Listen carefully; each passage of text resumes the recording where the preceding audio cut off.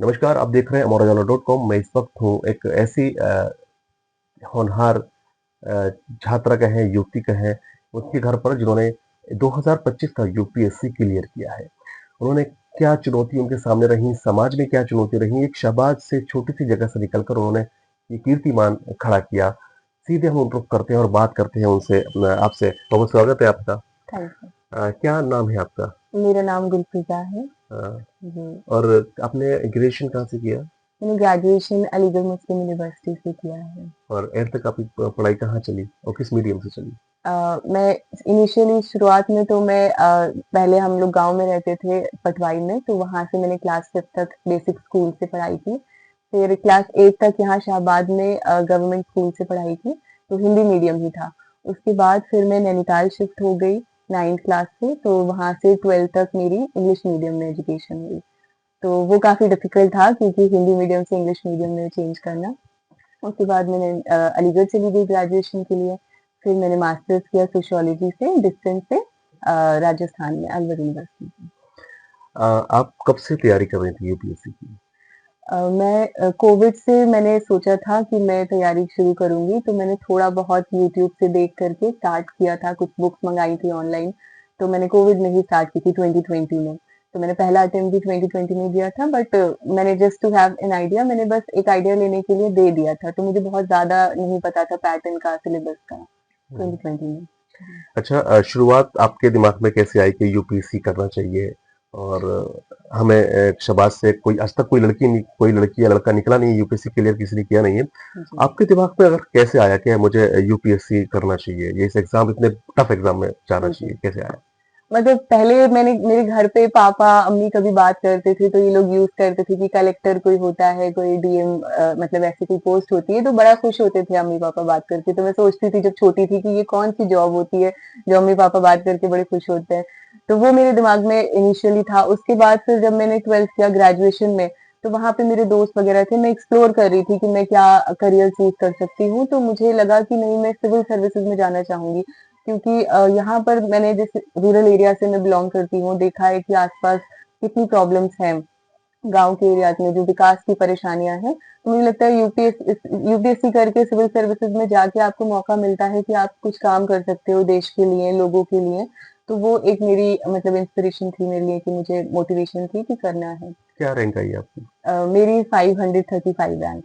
अच्छा, ये रैंक मतलब आईपीएस में जाती है क्या, आईएएस में जाती है, क्या आपने चूज़ करना चाहेंगी? मतलब इसमें मोस्ट प्रोबेबली मुझे आईपीएस मिल सकता है रिजर्व कैटेगरी के अंदर। हुँ। लेकिन उस अगर आईपीएस नहीं मिलता है इन केस तो फिर इंडियन रेवेन्यू सर्विस कस्टम्स मुझे मिलेगा। अच्छा, आपने कितने एग्ज़ाम दिए, कितने अटेम्प्ट थे आपके? ये मेरा 5th अटेम्प्ट है जो मुझे फाइनली कामयाबी मिली है। पिछले साल 4th अटेम्प्ट में मैं इंटरव्यू की स्टेज तक गई थी, लेकिन कुछ मार्क्स से मेरा फाइनल सिलेक्शन रुक गया था। उसी दौरान जब आप 4th अटेम्प्ट में थे, आपका एक वीडियो वायरल हुआ छोटा सारा, जी। करीब तकरीबन 10 सेकंड का रहा होगा। जी। तो वो वीडियो के बाद आपको कैसी प्रतिक्रियाएँ मिली आपको?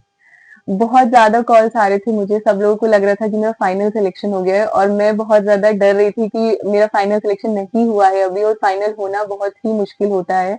तो मैं सब लोगों को बता भी रही थी कि नहीं, मैंने अभी सिर्फ इंटरव्यू दिया है, अभी फाइनल नहीं हुआ है। लेकिन वो इतना वायरल हो गया था कि सब लोगों को बताना मुश्किल हो गया था। तो फिर उसके बाद अल्टीमेटली जब फाइनल रिजल्ट आया तो नहीं हुआ, और वो बहुत ज़्यादा हर्ट करने वाली चीज़ थी, बहुत बुरा लग रहा था उस टाइम पर।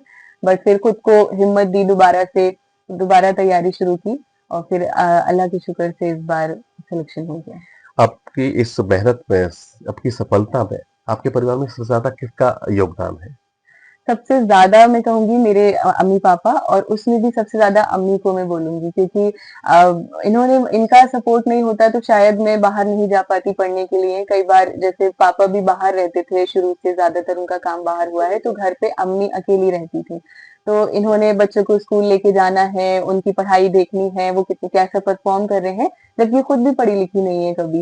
लेकिन उसके बाद भी इन्होंने बहुत ज़्यादा उस पे मतलब नज़र रखी, कि बहुत मोटिवेट किया। कई चीज़ों के लिए पापा को भी मनाया कि नहीं, भेज देते हैं पढ़ने के लिए, भेज देते हैं, सपोर्ट करते हैं। तो उस चीज़ में मुझे लगता है कि इन्होंने बहुत साथ दिया है। रोल मॉडल कौन है आपकी नज़र में? रोल मॉडल भी मैं कहूँगी कि अम्मी हैं, पापा हैं और मेरी बड़ी वाली बहन है। जिन्होंने मतलब मुझे नैनीताल पढ़ाई करने के लिए भेजने के लिए काफ़ी मोटिवेट किया और अम्मी-पापा को भी मनाया, क्योंकि उस टाइम पे हमारे ऐसे एरिया से बोर्डिंग स्कूल में भेजना लड़की को बहुत डिफिकल्ट था। तो फिर इसलिए मेरी बहन ने, बड़ी वाली बहन ने बहुत मनाया था, मतलब अम्मी-पापा को इस टाइम। फोर्थ अटेम्प्ट में आप इंटरव्यू तक पहुंची जी। और वहां से पता लगा कि आपका सिलेक्शन नहीं हो पाया, जी। वो क्या परिस्थिति थी, कैसे उभरी उस परिस्थिति से? मतलब मैं पूरा दिन, मुझे याद है जिस दिन रिजल्ट आया था मैं रो रही थी, और मैं अलीगढ़ आरसीए में थी उस टाइम पर जब रिजल्ट आया था। तो फिर अम्मी से बात हुई, पापा से बात हुई, सब लोगों से। तो फिर मैंने उनको समझाया, इनको तो समझा दिया कि आप परेशान मत होइए, मैं दोबारा कोशिश करूंगी। लेकिन मैं शाम तक रोती ही रही थी। उसके बाद फिर, लेकिन मैंने सोचा कि नहीं, अब मैं फिर से कोशिश करूंगी, क्योंकि अल्हम्दुलिल्लाह मुझे लगता है कि अगर आप मेहनत करते हो तो अल्लाह पाक साथ देता है, और फिर आप कहीं ना कहीं कभी जा करके कामयाब हो जाते हो। तो फिर मैंने रात में ही अपना फिर से प्लान बनाया कि नहीं, मुझे 1 महीना बचा था प्रीलिम्स में, तो मैंने फिर से उस रात बैठ करके अपना पूरा 1 महीने का शेड्यूल बनाया कि मुझे ये चीज़ें करनी है रिवाइज़ दोबारा से, और मैं लाइब्रेरी चली गई रात में ही पढ़ने के लिए, वहीं हॉस्टल में। कितने घंटे पढ़ाई करती थी आप? पढ़ाई जब शुरू के अटेम्प्ट्स थे, पहला, दूसरा, तीसरा, तब तो मैं 12-14 घंटे पढ़ाई करती थी। उसके बाद जब आप 2-3 अटेम्प्ट के बाद में आपको आइडिया हो जाता है काफ़ी ज़्यादा, तो मुझे काफ़ी चीज़ें पड़ी हुई थी, तो 4th अटेम्प्ट तक आते मतलब 8-9 घंटे मेरे होते थे, और 5th अटेम्प्ट में भी अभी 8-9 घंटे उतना चल जाता था मुझे। सुना था कि आपके परिवार में आपकी बहन की शादी थी, तो शादी पे भी नहीं आई थी। जी हाँ, मतलब मैं शादी पे आई थी, लेकिन सिर्फ़ अटेंड करके शादी चली गई थी, क्योंकि पिछले साल जब शादी थी तो वो मेरे मेंस एग्ज़ाम से कुछ दिन पहले ही थी जस्ट। तो मुझे मतलब आने में बहुत प्रॉब्लम हो रही थी, क्योंकि पहली बार मुझे मेंस देने का मौका मिला था पिछले साल, तो मैं उसको भी नहीं गँवा सकती थी, और बहन की शादी भी थी, तो मुझे बड़ा दुःख हुआ था कि मैं अच्छे से एन्जॉय नहीं कर पाई, बहन से मिल नहीं पाई तो। बहन को बुरा लगा होगा कि आप आई हो तो चली गई मेहमान की हाँ, तरह। लेकिन बहन को मतलब वो काफ़ी सपोर्टिंग है सब लोग, तो उन्होंने सबने अंडरस्टैंड किया इस चीज़ को कि क्यों मेरे लिए मुश्किल है, और मुझे भी बुरा लग रहा था कि मैं नहीं आ पा रही हूँ। लेकिन उन्होंने ये कहा कि जब तुमने इतनी मेहनत करी है, तो फिर तुम इस चीज़ की वज़ह से मत रुको। शाहबाद में आपके सामने आपके समाज में, आप मुस्लिम समाज में खासकर होता है, क्या-क्या चुनौतियाँ आपने देखने को मिली? उन चुनौतियों को कैसे आपने दरकिनार किया और आप अपनी रफ्तार आगे बढ़ाती गईं? क्या चुनौतियाँ, खास चुनौती ज़रा बताइए आप? सबसे पहले तो ये कि जैसे आपके आस-पास के लोग, आपके जान-पहचान के लोग आपको सबसे ज़्यादा क्रिटिसाइज़ करते हैं पहले। अगर आप मतलब कोशिश करते हो, तो जैसे मुस्लिम फैमिलीज़ में बहुत ऑर्थोडॉक्सी होती है शुरू-शुरू में, कि ख़ास तौर से रूरल एरियाज़ में, अर्बन एरियाज़ में तो उतना नहीं है, लेकिन गाँव वगैरह के इलाके में होता है कि बहुत लोग बोलते हैं कि अरे क्या करेंगी, ये तो लड़कों के साथ वहाँ पढ़ रही हैं स्कूल में, वहाँ तो लड़के होते हैं, या फिर बाहर अकेले कैसे छोड़ दिया लड़की को। तो इस तरह की बातें बहुत सुनने को मिलती थी। मैं यहाँ रहती नहीं थी शाहबाद में, तो लोग मुझे बोलते थे कि पता नहीं कहाँ रहती है वो, तो कहाँ चली गई है। तो अम्मी-पापा बिल्कुल, ऐसा को हमें भी सुनने को मिला था, मैं उसी टॉपिक पे आ रहा था, लेकिन आपने खुद ही इस बात को बता दिया जी, कि कई बार लोग क्या होता है कि लड़की 4-6 दिन के लिए कहीं चली जाती है, तो बड़े जी, समाज में बड़ी चीज़ें खराब जी, दिखाने की कोशिश की जाती है कि पता नहीं लड़की कहाँ चली गई, जी, जी, आप जी। इतने लंबे समय बाहर रहीं, उनको चुनौतियाँ, वो सबसे बड़ी चुनौती थी जी, आपके जी, लिए। जी। अच्छा, आप के पास जब का रिज़ल्ट आया, तो आपको कैसे पता लगा? मुझे, जैसे मैंने बताया कि मैं उस टाइम पे नमाज़ पढ़ रही थी, प्रेयर कर रही थी, और मुझे मेरी दोस्तों का कॉल आ रहा था, तो मैंने दिल में सोचा कि लगता है शायद रिज़ल्ट आ गया और मेरा सिलेक्शन हो गया। उसके बाद मैंने दोबारा फिर ये सोचा कि नहीं, अभी इतना खुश नहीं होते हैं, क्या पता नहीं हुआ हो, क्योंकि पिछले साल नहीं हुआ था। तो फिर मैंने देखा वो लोग बार-बार कॉल कर रही थी, मैंने कॉल पिक किया, तो फिर उन्होंने मुझे बताया कि तुम्हारा हो चुका है सिलेक्शन फाइनल, अब तुम लिस्ट में अपना नाम देख लो। अच्छा, खासकर बहुत सारी आपसे बातें हमने कर ली। आखिरी बात कि आप उस मुस्लिम समाज की खासकर और दूसरे समाज की लड़कियों को क्या प्रेरणा देना चाहती हैं कि शाहबाद तो एक बहुत छोटी-सी जगह है, वहाँ से आप निकल कर आपने एग्ज़ाम क्लियर किया है, तो जी। कुछ मैसेज? जी, मेरा यही मैसेज है कि आप लोग अच्छे से पढ़ाई करें, क्योंकि जो एजुकेशन होती है, पढ़ाई, वो एक बहुत बड़ा ज़रिया होती है आपको बहुत अच्छा स्टेटस दिलाने का। आप किसी भी जगह से बिलॉन्ग करते हो, गाँव से, शहर से, आपके पास पैसे हो या नहीं हो, लेकिन मुझे लगता है बहुत सारी स्कीम्स चल रही हैं जिसमें फ्री एजुकेशन भी आप ले सकते हो। आजकल ऑनलाइन यूट्यूब का ज़माना है, तो उसपे भी बहुत सारे ऑप्शंस हैं कि आप घर बैठ के भी तैयारी कर सकते हैं।